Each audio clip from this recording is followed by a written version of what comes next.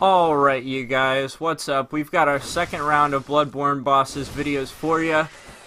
I'm at the first dungeon you pretty much are able to go through. I'm not sure if they're in order. I'm still kind of confused about how the Bloodborne kind of traveling between worlds and places system works. But I am at... well, actually, this isn't the dungeon yet, so we'll talk about that when we get to it.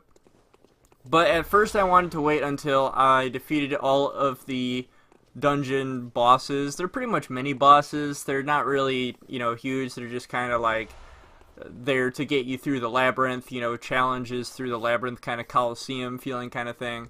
So I wanted to wait until I did all those guys, but I figured out that there's like 5 of them, I think, 4 or 5 of them, and there are multiple dungeons.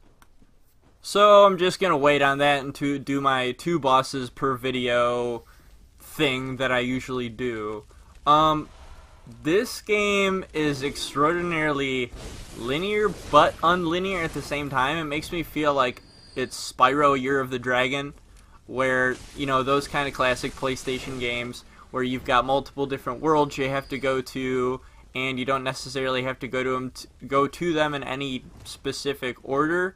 But, as long as they're open, you can just kind of travel between them.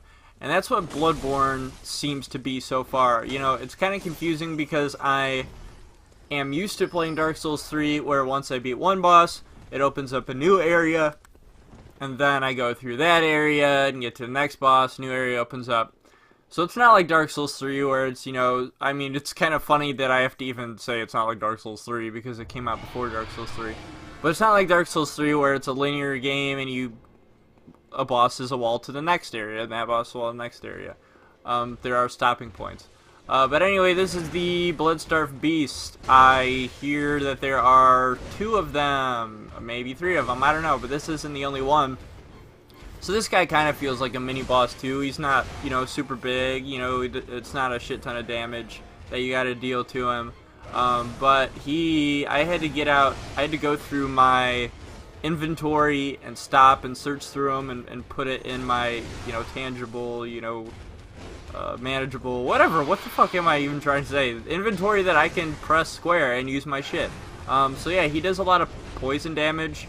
I don't know if it's actually poison damage or, yeah, the slow poison. It's slow poison damage. And so I've got to go through my antidotes. I'm like, oh shit, this is poisoning me super fucking fast. Look how goddamn, for slow poison, my health bar is decreasing pretty goddamn rapidly, I think. So yeah, that was pretty terrifying. And I think that, except for the fact that he's really aggressive, is the only thing that was really terrifying about this Bloodstarved Beast. And of course Dark Souls 3 got their multiple phases of, the boss's health bar from Bloodborne. But I feel like the Dark Souls 3 phases are a lot more noticeable than the ones in Bloodborne. They just kind of like blow up into blood or fire or whatever. But their moveset, I mean, this guy's obviously fucking going crazy off his meds, whatever.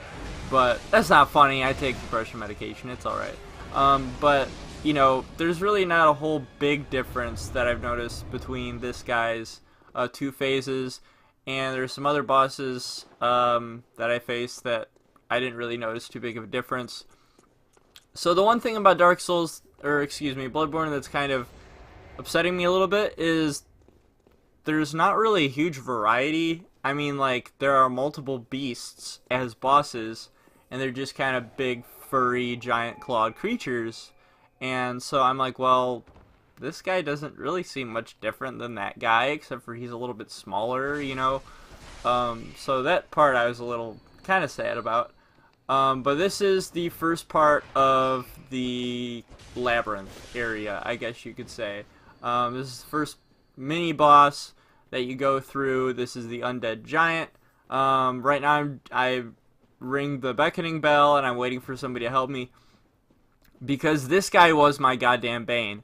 I got to like 1 hit left to kill him twice, like a thumbnail worth of health left, and oh my god, those swiping blade hands. I I can't deal with him. That is a boss that I can't block. And I didn't even want to try and see if I could parry him with my, you know, shotgun pistol. I forget what it's called. But what I've got in my offhand right there. I didn't even want to attempt to test out and see if I could, you know, stagger this boss. Because it's a boss fight, and I can't just be like, okay, I fucked up, I want to leave. I mean, I can, but you've only got a limited amount of times that you can do that. Also, something extraordinarily irritating about Bloodborne that I found is the blood echoes. In the beginning, I thought it was cool because you could start out with 20 blood echoes if you wanted to, and I'm like, oh man, I don't have to, like, constantly go back to the shrine and upgrade to 6 and 7 and 8 and go up to 15. But at the same time, if you die, you don't get those all back. You just spawn with whatever you have left, or maybe gain a few. So if I fuck up with this boss, use all my blood echoes, not blood echoes, I'm sorry, blood vials. If I fuck up with this boss and use all my blood vials and die, I spawn with 0 blood vials.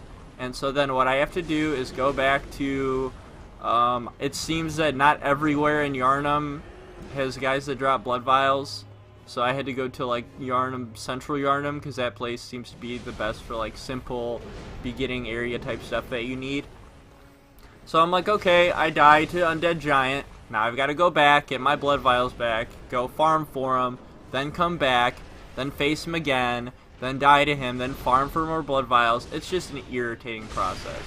But this was a bit embarrassing, because this guy is being super goddamn aggressive, and I didn't realize that once you do a shit ton of bleed damage to him, then he's just fucked. So that was embarrassing that I needed somebody else to help me with a 30-second little boss fight. But I am enjoying Bloodborne, besides the things that are frustrating me. And there will be, you know, I'm working on some more boss fights now. So look forward to those. We're going to be having a lot more. Thanks for watching, and I hope you enjoy this series. See you guys later.